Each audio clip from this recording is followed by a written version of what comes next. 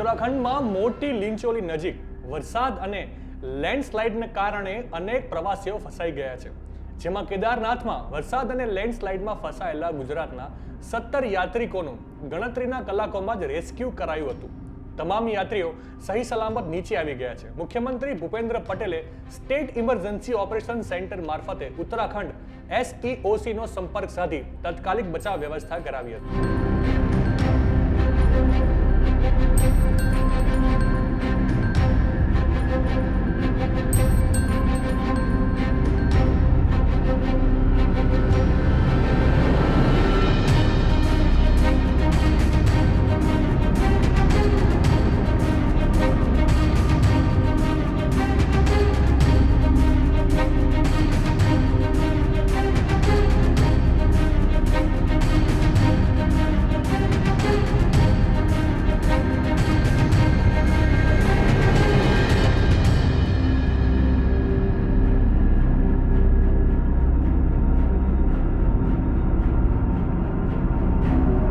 નમસ્કાર, ગુજરાતના સૌથી મોટા OTT પ્લેટફોર્મ BB ન્યૂઝ ગુજરાતમાં હું સુભાષ આપનું સ્વાગત કરું છું.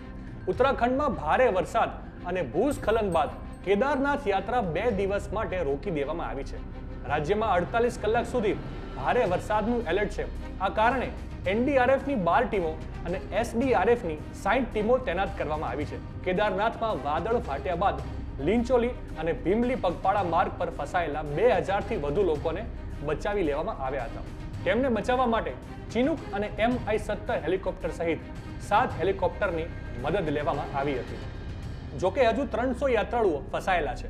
કેદારનાથ ધામની યાત્રાએ ગયેલા અરવલ્લી જિલ્લાના 17 જેટલા ગુજરાતી યાત્રિકો ઉત્તરાખંડમાં મોટી લીંચોલી નજીક વરસાદ અને લેન્ડસ્લાઇડિંગને કારણે ફસાઈ ગયા હતા.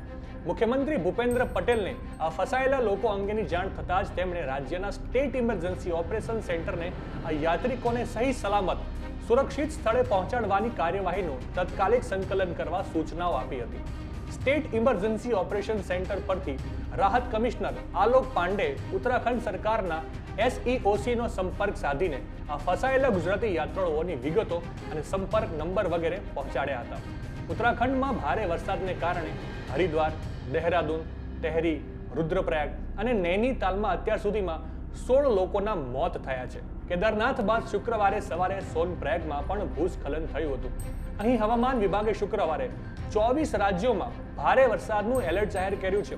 મધ્યપ્રદેશના 11 જિલ્લામાં આજે ભારે વરસાદનું એલર્ટ છે, જે આગામી 4 દિવસ સુધી રહેશે. ઉત્તર ભારતમાં હાલ વાતાવરણની વિકટ પરિસ્થિતિ સર્જાઈ છે. 2 દિવસ અગાઉ કેદારનાથ ઘાટીની આસપાસ અને કસોલ મનાલી હાઈવે તરફ વાદળ ફાટી હોવાની માહિતી પ્રાપ્ત થઈ હતી, જેમાં કેદારનાથ અને ચારધામ યાત્રાના યાત્રીઓ ફસાયા હોવાની જાણકારી મળી હતી. તેમાં ગુજરાતીઓ પણ હોવાની આશંકા છે.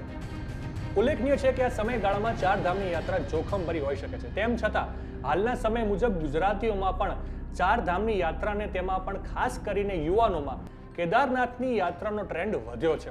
પરંતુ વાતાવરણની ગંભીર અસરોના અનુમાનને કારણે ટ્રાવેલ એજન્ટ જુલાઈના પાછલા પખવાડિયાથી સપ્ટેમ્બર સુધી ચારધામની યાત્રા માટેના બુકિંગ લેતા નથી અને આ યાત્રાને ટાળે છે.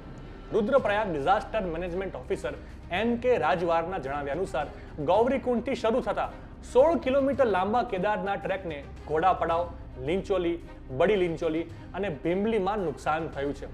રામબાડા પાસેના 2 પુલ પણ ગઈ રાત્રે ધોવાઈ ગયા હતા. કેદારનાથમાં ફસાયેલા લોકોને બચાવવા માટે રાજ્ય સરકારે એરફોર્સની મદદ લીધી છે.